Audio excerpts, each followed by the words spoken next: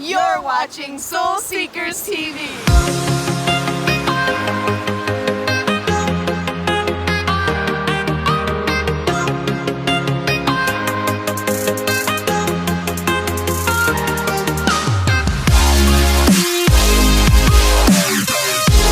Welcome, Soul Seekers.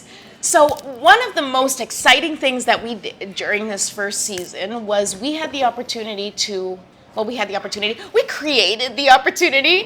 have a live event because, I don't know, I just love retreats, I love live events, and we had a couple of experts that were coming from different parts of, I was going to say the country, but actually the world. It was definitely an international event. It was. We had Jenna from Arizona, and we had Petya from Canada, and we were like, how can we bring these two together so we could record our interviews? And then we thought, well, they're just so good at what they do.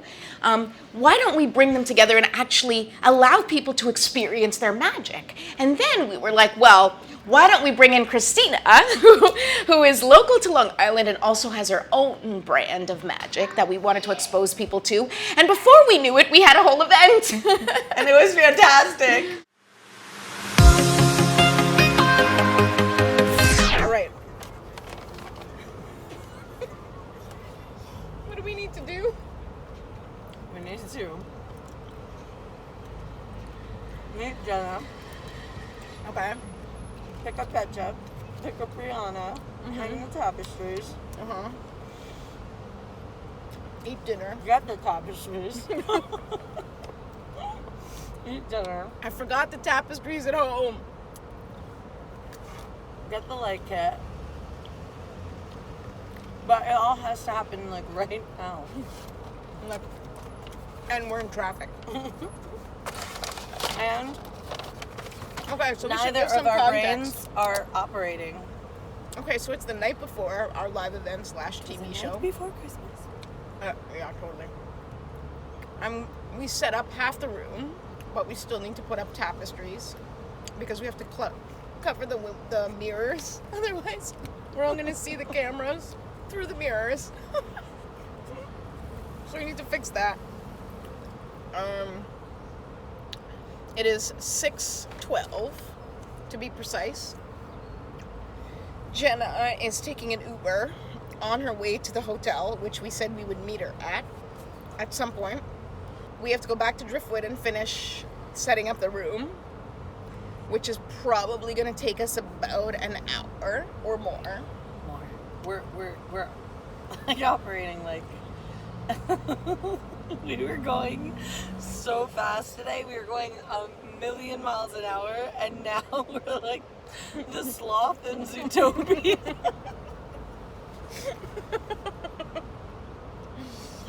We're gonna come out of the room like the bunny did and be like, it's nighttime already.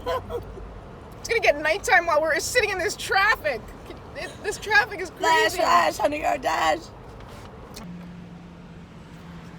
Okay, I hope you saw that traffic.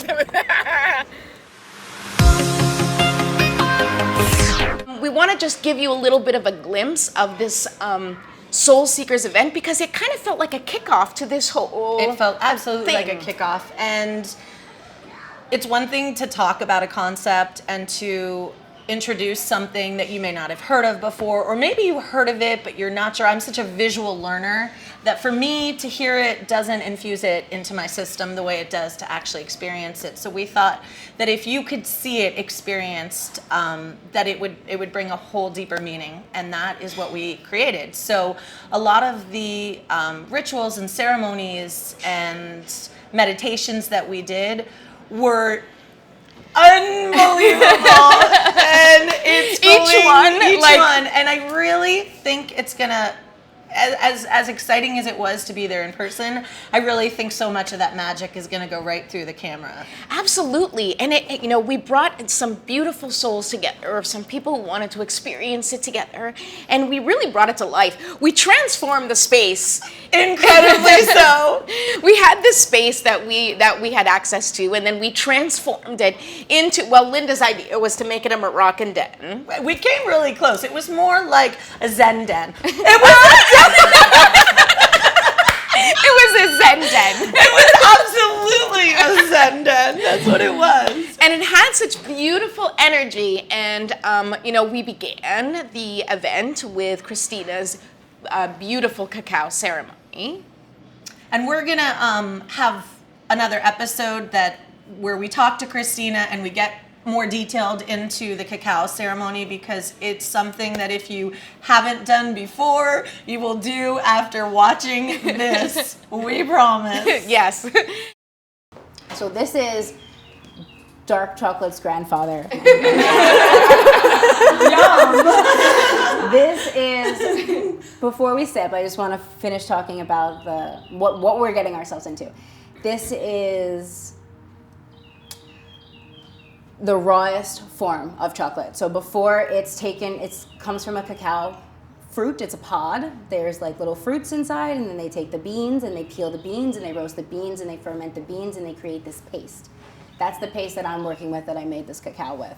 That paste then would go on, they would do some process with the butter and sugar and milk and whatever to make dark chocolate, or 99% dark chocolate, or whatever it is, that extra percentage. This is like pure, raw, good for the heart, good for the soul.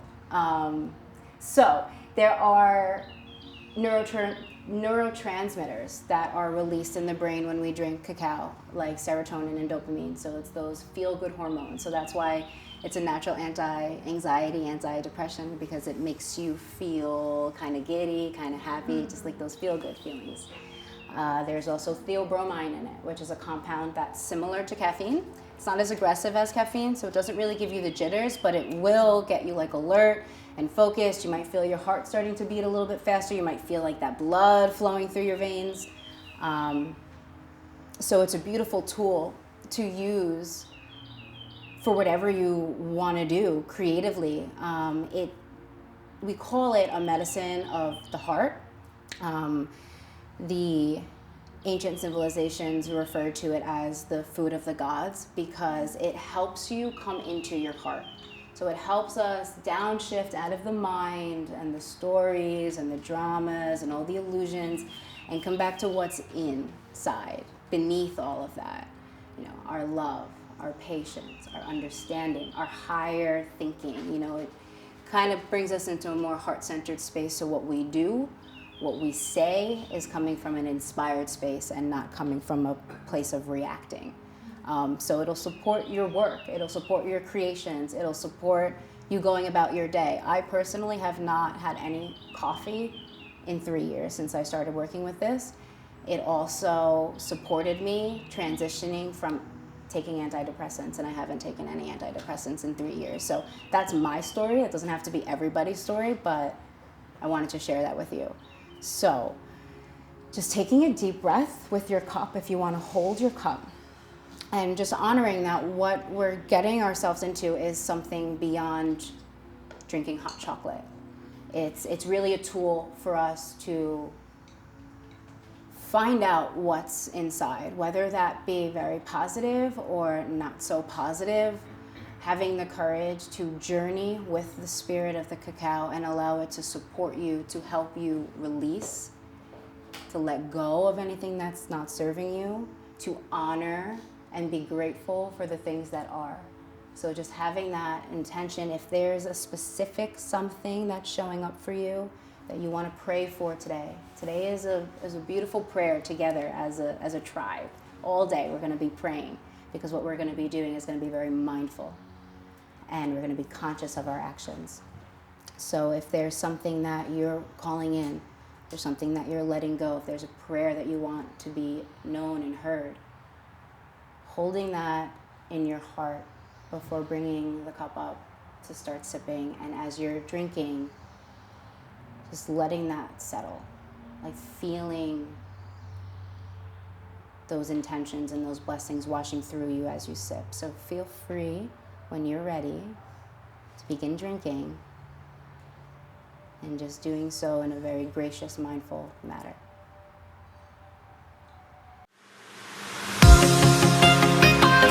Once we did that, then we led into Jenna's amazing workshop, which was all about how to become empowered through your sexuality and connecting sexuality with wealth and My favorite topics. bringing the feminine and the masculine and getting them all together, basically. Heating things up. Like we need a lot of help with that. Yeah, probably not much help needed in that department. We've got to master this femininity to be the goddess express, to have amazing sex, to let money give us pleasure instead of anxiety and all the stress that money causes us. Like, money just wants to bring you pleasure and make you happy, and we don't let it. We let it be this like awful thing when it can really be just a beautiful gift that shows up just from doing your purpose, you know. And women really get emotionally attached to money. We have all this drama attached to it and emotions. So the good girl graveyard is letting go of all the things that are not serving your true essence, right? Your good girl rules.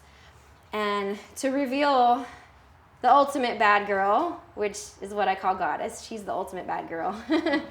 You know, you put it so beautifully. Like, she doesn't let anybody give her shit, but she's kind and nurturing and loving and in flow. There's nothing that makes you feel more free than to just authentically, unapologetically be who you are. The good girl, she's very controlling, right? Control is, she thinks that's her superpower. As long as I just can control everything, everything's fine. We control our husband. We try to control the budget. We try to control our children and make them behave, and, you know, like, just control. Control is not power. Power has nothing to prove. Power just is. And power is surrender. Control is not surrender. Control is not power. So if you really want to drop the good girl, the number one thing you have to drop is control. And that is the most terrifying thing as a woman you will do.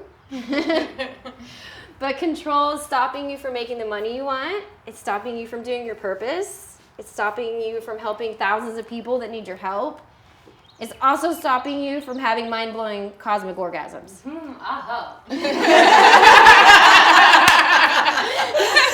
So, can we just all be done with control today? Thank you. Okay. Before I leave Long Island, I want ramen. You want to go to MB Ramen? Best ramen ever. Maybe they'll be sponsors of our show. Let's ask. Should we tell the goblet story? The goblet story? The glass goblet story? You tell it. Okay, so we bought these goblets, these blue glass goblets, for, I'll move it my way a little bit just while I tell the story. But okay, that's good. So we got these goblets, and they're actually really pretty, but we got them at the dollar store. Not that it matters, but, you know, and they're going to be a gift. We're going to use them as part of the water ceremony, which you'll probably see in the footage. And we should get like a picture and a close-up so we can show at this point of the video. If we show them, we'll be like, this is the goblet. So, but they're glass. It's important to know that they're glass. And so I had put them in the studio last night because I wanted to try and, you know, take as much as I could there as it was, you know, so we wouldn't have to be lugging everything at the same time. So we put them in the corner of the studio, and there's two boxes of these goblets, and they were already, like, the boxes were open, and we put them in the corner of the studio. And so we're trying to figure out, I was like, oh man, I brought them, but we probably need to wash them because, you know, they're sitting in these boxes, so we have to at least rinse them. Was it before or after you washed them?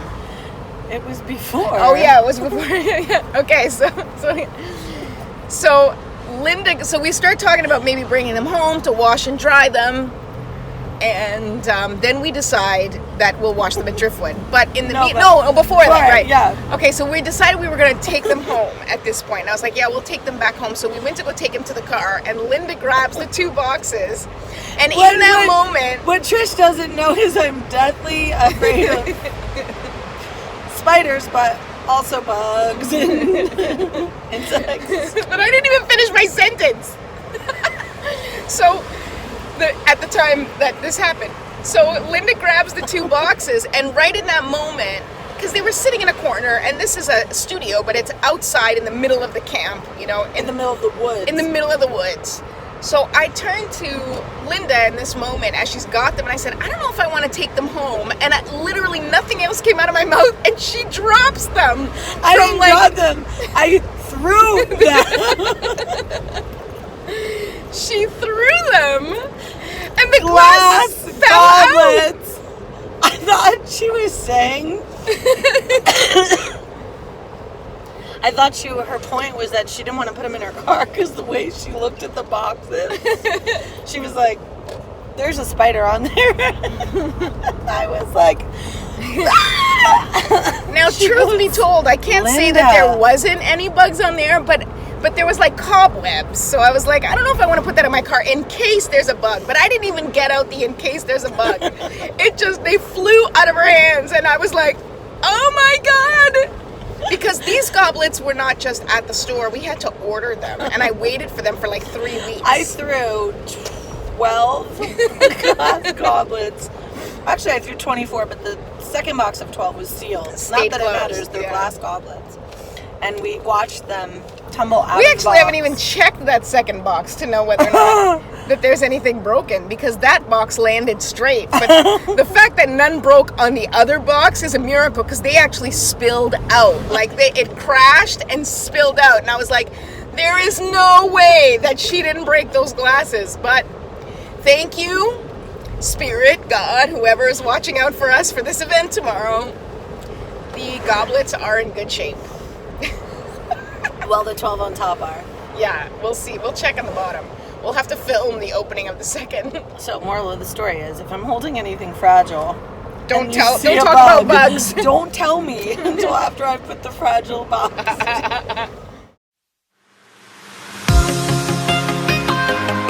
Petya talked about body wisdom, and that was amazing in and of itself, because for me, what I got out of it was this internal connection. So it's a soulful connection to the inside of your body.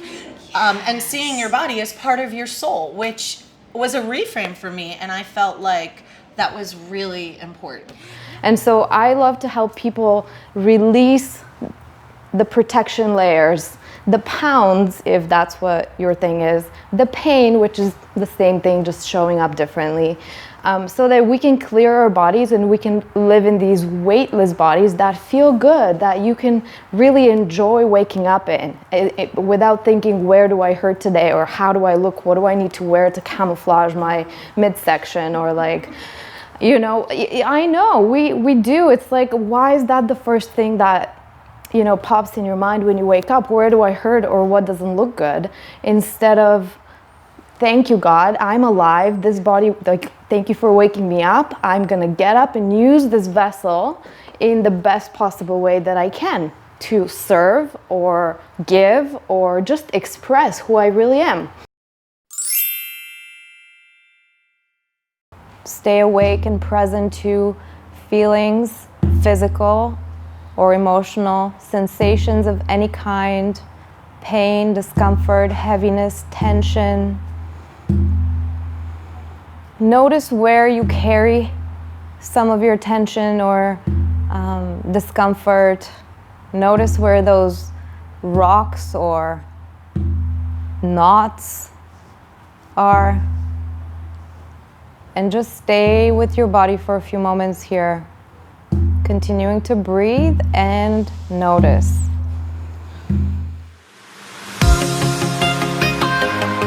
We kind of set the intention with the sacred cacao, and we kind of like let that flow through us. And then it felt like this sensual experience led into Jenna, and Petya grounded us in our bodies. And it, you know, really that's life, and that's part of what soul seeking is. It's taking an idea and bringing it to your core. To your core, and really grounding yourself in it and making things happen and manifesting it. And the body is like that final place of manifestation. It's where you really feel things. And so it was this representation of what our entire journey's been about. I was just gonna say, so in my opinion, I think I've dabbled in it throughout my life, but it was the most tangible in this moment, was kind of our goal. And it's to take all the things that we find beautiful, that bring us joy, that feed our soul, and to kind of go after them and put them all under one roof. And that just brings an element to your soul that is undeniable, and it brings you higher. And that's what I define as awakening. You know, how do I take all the things that I have found so far on this journey that make me happy and get more of it? Yeah, and how do you make it practical? How do you add it to your life? Yeah, totally. What does soul seeking mean to you? Soul seeking to me, it means like taking the time and, you know, really allowing yourself to like meditate on the moment and what you're doing and just relax. Yeah. Cool. Thank you. Yeah. So if you have not yet subscribed, then we urge you to go ahead and subscribe now. If you want more information about what we're doing, either on the show or on the experts that we interview or anything else, go to our website, soulseekerstv.com. You can find us on Instagram. And if you need to contact us, if you have any ideas for us, or if you have an adventure that you think that we should know about because it will be a beautiful contribution to our soul-seeking journey, we are just share the information with us, and we'll go from there. Thank you so much. Thank you so much. We can't wait to share everything with you.